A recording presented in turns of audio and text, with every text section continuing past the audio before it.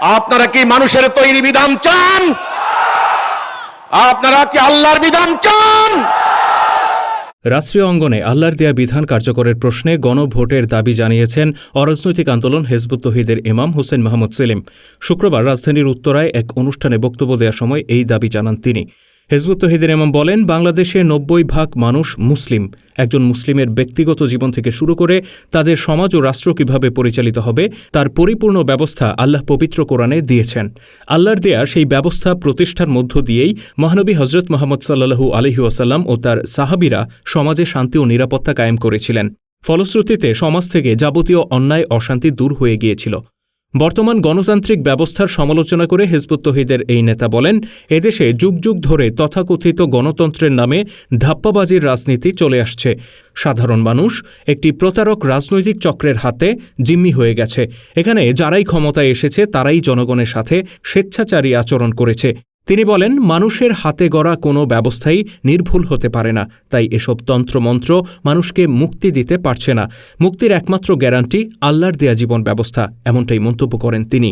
বলেন, চলমান দুঃসহ পরিস্থিতি থেকে মুক্তি পেতে মানুষ আল্লাহর দেয়া জীবন ব্যবস্থা চায় কিনা সেই প্রশ্নে গণভোটের আয়োজন করতে হবে। মানুষের সামনে বিকল্প জীবন ব্যবস্থা বেছে নেয়ার সুযোগ উন্মুক্ত করে দিতে হবে।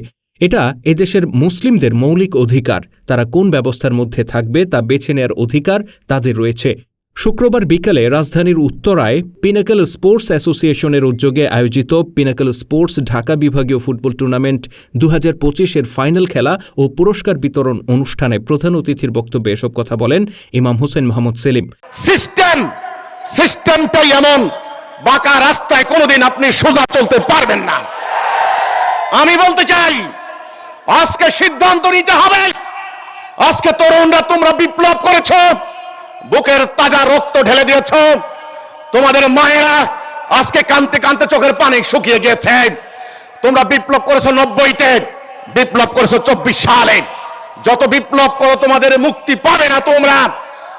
আর একটা বিপ্লব করো, আর একটা ঘোষণা দাও। আমরা মানুষ, আমরা আল্লাহর প্রতিনিধি, আমরা হুকুম মানবো আল্লাহর, আমরা বিধান মানবো আল্লাহর। এই একটা বিপ্লব করো, যেই বিপ্লব নবী করিম সাল্লাল্লাহু আলাইহি সাল্লাম করেছিলেন। তোমার ভাগ্য পাল্টে যাবে, বংশ পরম্পরায় আর জীবন দিতে হবে না। অনুষ্ঠানে আরও উপস্থিত ছিলেন হিজবুত তৌহিদের সাধারণ সম্পাদক মোহাম্মদ নিজামুদ্দিন, দৈনিক দেশের পত্রের সম্পাদক রুফায়দা পন্নী, পিনাকল স্পোর্টস অ্যাসোসিয়েশনের ঢাকা বিভাগীয় সভাপতি ডাক্তার মাহবুব আলম মাহফুজ, বাংলাদেশ সাংবাদিক জোটের সাধারণ সম্পাদক ও মানবাধিকার কর্মী এস.এম. শামসুল হুদা, পিনাকল স্পোর্টস অ্যাসোসিয়েশনের ভাইস চেয়ারম্যান রিয়াল তালুকদার প্রমুখ। এর আগে ফাইনাল খেলায় অংশগ্রহণ করে উত্তরা নবরবি স্পোর্টিং ক্লাব ও মতিঝিল স্পোর্টিং ক্লাব।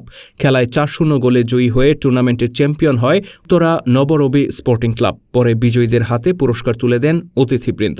এ সময় ঢাকা বিভাগের বিভিন্ন জেলা উপজেলা থেকে আগত কয়েক হাজার নারী পুরুষ উপস্থিত ছিলেন। আল্লাহ এক, রাসূল এক, কাবা এক, একটা জীবন বিধান কোরআন। আমরা জাতি হব একটা, আমাদের নেতা হবে একজন, আমাদের বিধান চলবে আল্লাহর বিধান। এই কথার উপরে দয়া করে আমার স্বনির্বন্ধ আবেদন, দেশের যারা উলামায়ে কেরাম আছেন, কওমি মাদ্রাসার আলেম, সরকারি আলিয়ার আলেম, আহলে হাদিসের আলেম, যেই ঘরানার আলেম হন না কেন, আপনারা সবাই মিলে নেমে এই পথ হারা জনগোষ্ঠীকে একটা মাত্র কথা বুঝান, লা ইলাহা ইল্লাল্লাহ, আল্লাহর হুকুম ছাড়া কারো হুকুম বিধান মানি না।